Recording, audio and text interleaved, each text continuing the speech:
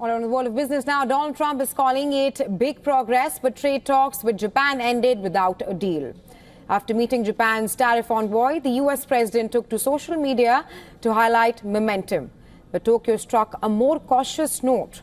Prime Minister Shigeru Ishiba confirmed that while the talks laid a foundation, a gap still exists between the two sides. Take a listen.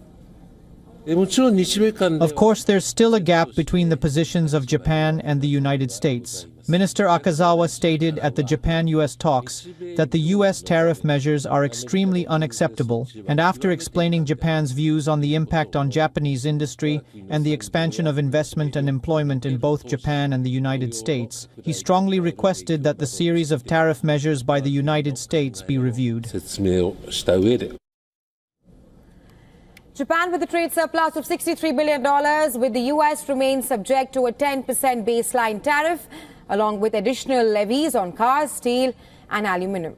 Trump is also reportedly pushing for increased Japanese defense purchases and a stronger yen. Though Tokyo says currency issues were not discussed, other nations are closely watching Japan's moves, with Indonesia and South Korea also in Washington for trade talks this week.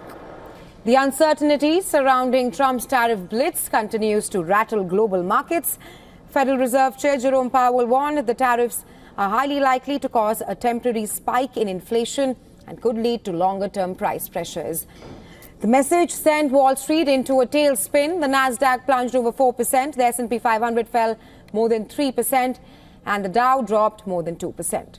Chipmaker Nvidia tumbled over 10% after revealing it faces major costs due to new U.S. export restrictions, and that's on semiconductor sales to China.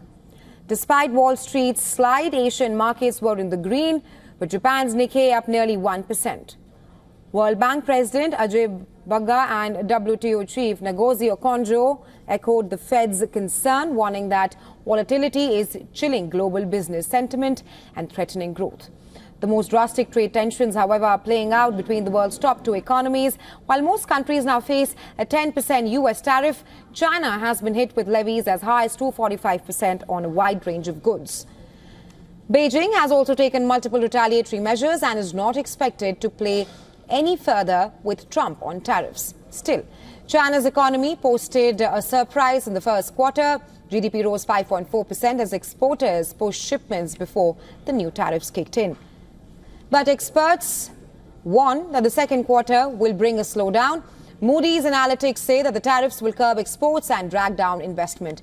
Meanwhile, back home, Trump is facing legal resistance. California Governor Gavin Newsom has filed a court challenge to the president's authority to impose tariffs unilaterally, calling them economically damaging and also reckless.